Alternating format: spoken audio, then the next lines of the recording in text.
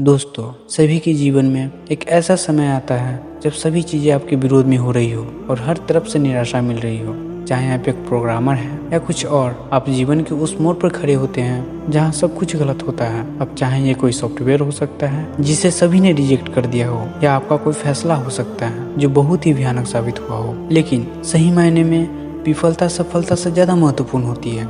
हमारे इतिहास में जितने भी बिजनेसमैन, साइंटिस्ट और महापुरुष हुए हैं, वो जीवन में सफल बनने से पहले लगातार कई बार फेल हुए हैं। जब हम बहुत सारे काम कर रहे होते हैं तो जरूरी नहीं कि सब कुछ सही ही होगा, लेकिन अगर आप इस वजह से प्रयास करना छोड़ देंगे तो कभी सफल नहीं हो सकते। हेनरी फोर्ड, जो बिलियनर और विश्व प्रसिद्ध फोर्ड मोटर कंपनी के मालिक हैं, सफल बनने से पहले फोर्ड 5 अन्य बिजनेस में फेल हुए थे। कोई और होता तो 5 बार अलग अलग बिजनेस में फेल होने और कर्ज में डूबने के कारण टूट जाता, लेकिन फोर्ड ने ऐसा नहीं किया और आज एक बिलियनर कंपनी के मालिक है। अगर विफलता की बात करें तो थॉमस अल्वा एडिसन का नाम सबसे पहले आता है। लाइट बल्ब बनाने से पहले उसने लगभग 1000 विफल प्रयोग किए थे। अल्बर्ट आइंस्टाइन, जो 4 साल की उम्र तक कुछ बोल नहीं पाता था और 7 साल की उम्र तक निरक्षर था, लोग उसको दिमागी रूप से कमजोर मानते थे, लेकिन अपनी थ्योरी और सिद्धांतों के बल पर वो दुनिया का सबसे बड़ा साइंटिस्ट बना। अब जरा सोचो कि हेनरी फोर्ड 5 बिजनेस में फेल होने के बाद निराशा होकर बैठ जाता, या एडिसन 999 असफल प्रयोग के बाद उम्मीद छोड़ देता, और आइंस्टाइन भी खुद को दिमागी कमजोर मानकर बैठ जाता, तो क्या होता? हम बहुत सारी महान प्रतिभाओं और आविष्कारों से अनजान रह जाते हैं। तो मित्रों, असफलता सफलता से कहीं ज्यादा महत्वपूर्ण है। असफलता ही इंसान को सफलता का मार्ग दिखाती है। किसी महापुरुष ने यह बात कही है कि जीतने वाले कभी हार नहीं मानते और हार मानने वाले कभी जीत नहीं सकते। आज सभी लोग अपने भाग्य और परिस्थितियों को कोसते हैं। अब जरा सोचिए, अगर एडिसन भी खुद को अनलकी समझकर प्रयास करना छोड़ देता तो दुनिया एक बहुत बड़े आविष्कार से वंचित रह जाती। आइंस्टाइन भी अपने भाग्य और परिस्थितियों को कोस सकता था, लेकिन उसने ऐसा नहीं किया। तो आप क्यों करते हैं? अगर किसी काम में असफल हो भी गए हो तो क्या हुआ? ये अंत तो नहीं है ना?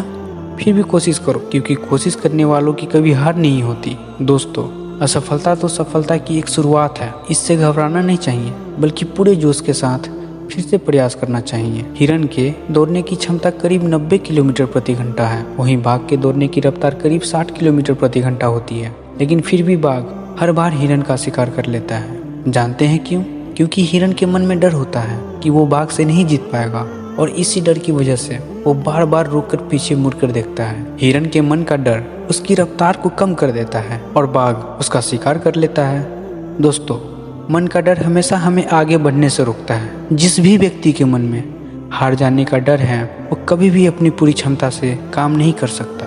उसका मन उसको हमेशा कमजोर होने का एहसास कराता रहेगा। आप चाहे किसी भी फील्ड में हो और आप चाहे कोई भी कार्य कर रहे हो, आपको अपने मन को जीतना बहुत जरूरी है, क्योंकि जो व्यक्ति मन से हार जाता है वो अपना क्षमता होने के बावजूद भी कभी सफल नहीं हो सकता। और जाहिर सी बात भी है दोस्तों, इसलिए मन के डर को खत्म करो। पुराने समय की एक कहानी है कि महोसर नाम का एक छोटा सा राज्य हुआ करता था। एक दिन गुप्तचरों ने राजा को सूचना दी कि पड़ोसी राज्य हम पर हमला करने वाला है। गुप्तचरों ने बताया कि खबर एकदम पक्की है, सिर्फ 3 दिनों के भीतर पड़ोसी राज्य अपनी विशाल सेना के साथ हम पर हमला कर देगा, और उनकी बड़ी सेना के आगे हमारा टिक पाना बेहद कठिन है। राजा बेहद चिंतित हो गया। उसने तुरंत सभा बुलाई और सभी लोगों से सलाह मांगी कि अब हम लोगों का मरना तय है।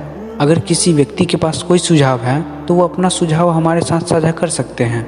राजा के चतुर मंत्री ने कहा, राजन, अब जब जान पर बनी आई है तो इसका एकमात्र उपाय है कि हमें आज ही पड़ोसी राज्य पे हमला कर देना चाहिए।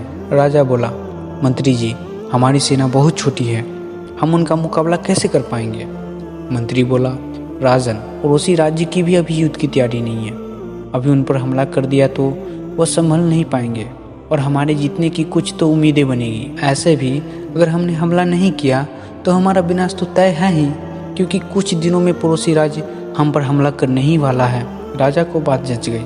उसने तुरंत अपनी सेना को तैयार होने का आदेश दिया और राज्य के नागरिक भी सेना के साथ युद्ध करने चल दिए। पड़ोसी राज्य में जाने से पहले एक सेना को विशाल नदी के ऊपर बना एक पुल पार करना था।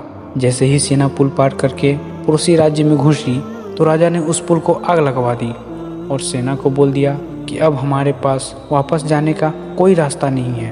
या तो हमें विजय प्राप्त करनी है या फिर यहीं मरकर प्राण त्याग देने हैं। सभी सैनिक अपनी पूरी क्षमता के साथ लड़े और पड़ोसी राज्य की बड़ी सेना को भी मात दे दी।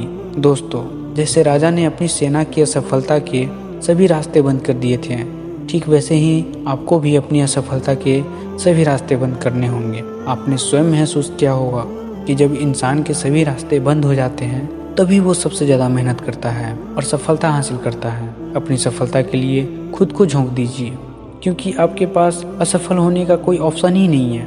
यूँ कहूँ तो खुद को असफल होने का कोई ऑप्शन ही मत दो। डरो नहीं, कोई भी समस्या आपकी क्षमता से बड़ी नहीं है। जुट जाइए, सफलता आपकी राह देख रही है।